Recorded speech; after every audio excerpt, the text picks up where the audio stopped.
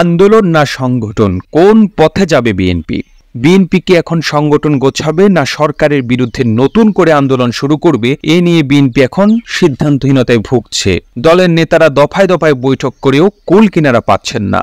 একদিকে সংগঠনের হতশ্রী অবস্থা, নেতাকর্মীরা বিপর্যস্ত, বিধ্বস্ত, তাদের মধ্যে সুস্পষ্টভাবে হতাশা দেখা দিচ্ছে।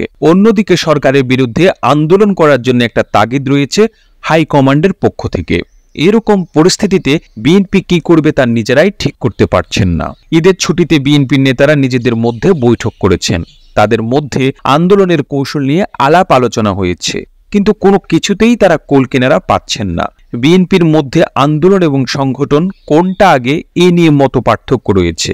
বিএনপির শীর্ষস্থানীয় নেতারা এ নিয়ে 3 ভাগে বিভক্ত। বিএনপির বেশিরভাগ নেতাই মনে করছেন যে সবার আগে সংগঠন গোছানোর দরকার। সর্বপ্রথমে দরকার দলের একটি কাউন্সিল অধিবেশন করা এবং ওই কাউন্সিল অধিবেশনের মাধ্যমে কর্মক্ষম মাঠের নেতাদেরকে নেতৃত্বে নিয়ে আসা, যারা আন্দোলনে নেতৃত্ব দিতে পারবেন। সংগঠন গোছানো ছাড়া আন্দোলন করলে আবার তা মুখ থুবড়ে পড়বে বলেই মনে করছেন বিএনপির এই অংশের নেতারা। তারা বলছেন যে স্থায়ী কমিটি সহ মাঠ পর্যায়ের তৃণমূলের নেতৃত্ব পরিবর্তন করতে হবে এবং এই পরিবর্তনের মধ্য দিয়ে একটি নতুন আন্দোলনের রূপরেখা তৈরি করা সম্ভব। তবে বিএনপির একটি অংশ এই মতের সাথে একমত নন। তারা মনে করছেন যে দলের অধিকাংশ নেতাকর্মীদের বিরুদ্ধে মামলা রয়েছে, জেলে সহ অনেক শীর্ষ নেতা পলাতক জীবনযাপন করছেন। এরকম অবস্থায় কাউন্সিল করা অযৌক্তিক হবে এবং সংগঠন যে অবস্থায় আছে সে অবস্থায় রেখে আন্দোলনের চূড়ান্ত বিজয় অর্জন করতে হবে। বিএনপির এই অংশের নেতারা মনে করেন যে জনগণ সরকারের উপর সন্তুষ্ট নয়, আন্দোলনের জন্য যথেষ্ট অনুকূল পরিবেশ রয়েছে, শুধু দরকার কিছু সঠিক দিক নির্দেশনা এবং নেতৃত্ব।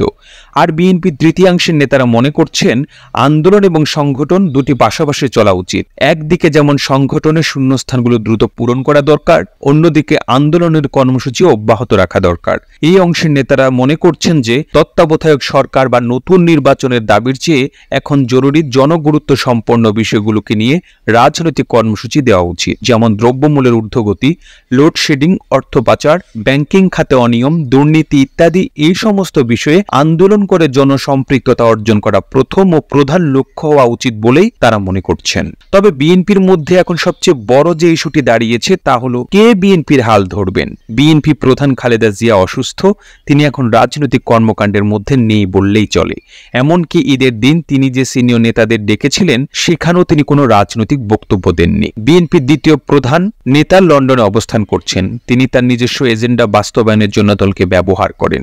বিএনপির তৃতীয় প্রধান নেতা যিনি মাঠে থেকে দলকে নেতৃত্ব দেন সেই মির্জা ফখরুল ইসলাম আলমগীর অসুস্থ এবং তিনি তার দায়িত্ব পালন করতে চান না। এরকম অবস্থায় বিএনপিতে নেতৃত্ব দেওয়ার মতো নেতাই এখন খুঁজে পাওয়া যাচ্ছে না, যেটি বিএনপির প্রধান সংকট। আর এই কারণেই বিএনপির নেতারা মনে করছেন যে আগে তাদেরকে একজন সঠিক নেতা নির্বাচন করতে হবে, সেই নেতার নেতৃত্বে তারা আন্দোলন করবে। তবে বিএনপির প্রায় সব নেতাই স্বীকার করছেন যে আন্দোলনের সময় শেষ হয়ে গেছে। এখন নতুন করে নির্বাচনের দাবি বা সরকার পতনের আন্দোলন সাধারণ মানুষের কাছে গ্রহণযোগ্যতা পাবে না। আর এই কারণেই বিএনপি মনে করছে তাদেরকে অপেক্ষা করতে হবে কঠিন সময়ের জন্য। এই প্রতিবেদন তৈরিতে তথ্য ও উপাত্তের সাহায্য নেওয়া হয়েছে জাতীয় গণমাধ্যম বাংলা ইনসাইডার থেকে। আর আপনারা এতক্ষণ সঙ্গে ছিলেন বিশ্ব বাংলার।